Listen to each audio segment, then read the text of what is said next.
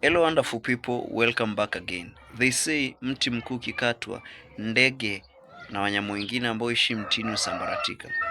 The loss of Raila Amolo Odinga is not only a loss to his family. It's not a loss to the Nyanza community. It's a loss for Kenya. We have lost the strongest opposition leader, a man that alone can mobilize almost half of Kenya into keeping the government in check. We have lost a source of unity. We have lost a source of hope maybe in the future. We have lost a, a, a sign of unity for many communities. And now the reality will hit us hard, especially now after he has finally been buried. It could be so disrespectful that ODM start discussing about the Azimio succession while his body is not yet buried. So they actually respect and say, let us mourn, let us finish this particular thing, and let us come back and reorganize ourselves for the purpose of ensuring that the party moves forward. Because at the end of the day, the party needed a leader. Most of the ODM people chose his brother, Dr. Oburu Odinga, the senator for Siaya, as the interim party leader, which as to me is the wisest decision that the ODM membership did. Remember when Raila Amolo Odinga was going for the AU chairmanship, there was of course the topic concerning AUC chairmanship, and I do believe that this was God was preparing us for one purpose, to ensure that the ODM start now discussing of a future leadership, a future unity without Raila Amolo Odinga. For me, I believe that was the sole purpose of Raila Amolo Odinga going to the AU chairmanship. You see, sometimes as individuals, as human beings, God takes us to places where we think that we're going to find salvation, but we don't get it. What we can tell ourselves is we learn from it. I believe that God was preparing us in a positive way of a future without Raila Amolo Odinga. But did we get the lesson?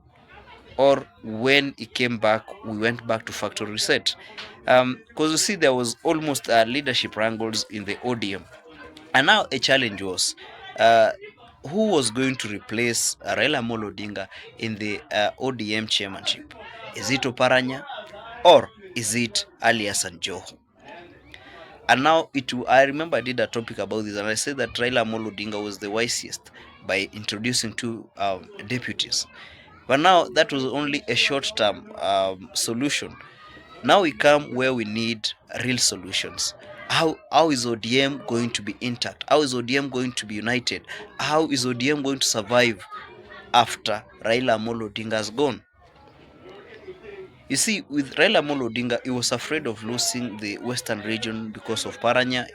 Remember right now, as we say, the Western region is where every leader can get a shares of his votes in the Western region. Although the Luya community is the second largest community, their political influence is even very low because they are not united.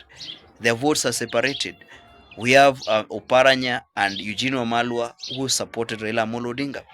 We have likes of Musalia Mudavadi and Moses Wetangula, where they say that they come like a package, a promotion package, that you get Wetangula, you get Mudavadi free of charge. You get Mudavadi free of charge, you get Mudavadi, you buy Mudavadi, you get Wetangula free of charge.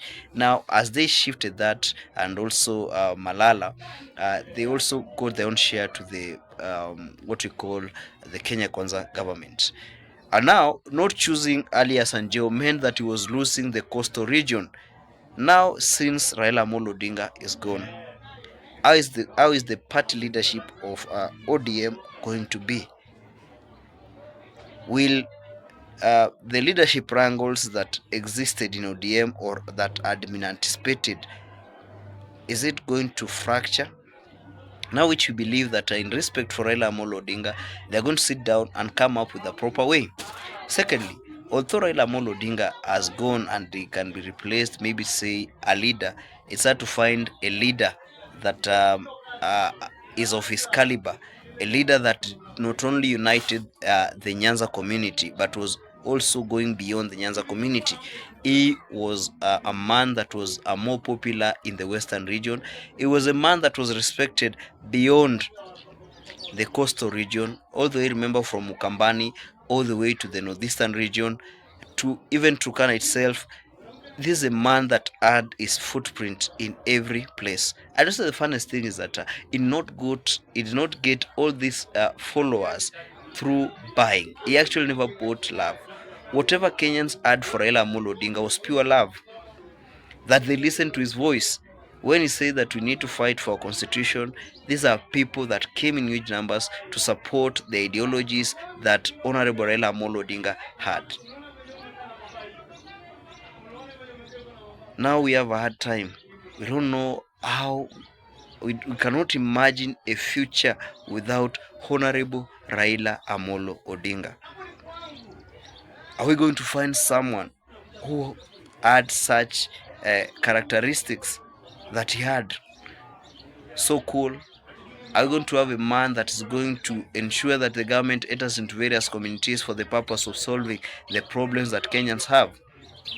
But see, equally I said that we had already been prepared by God of a future without Raila Amolo Odinga. During his last final year and this year, where we were used to each financial year, Raila Amolo Odinga could come to criticize the government because of their budget and their means of ensuring that Kenyans are going to be tenda kufinywa without having a proper person. Last year, Raila Amolo Odinga was not in the streets for the purpose of demonstrations, but Kenyans where Raila Amolo Odinga had reached were able to conduct demonstrations without him. Actually, Kenyans were able to reach parliament to represent themselves, but the speaker ran away. Yeah, because they were afraid of facing the real people, facing the pain, the problems that Kenyans had. We had already been prepared because the Gen Zs were able to do what to some extent Raila Amolo Odinga had not done. But at the end of the day, how will William Samoei Ruto survive? Because now we do not have a mediator that will enter into his broad-based government. So that's my thought. Let's meet next time, guys. No bad. So let's comment. Let's engage. Let us take this topic to another level. So thank you. Let's meet next time.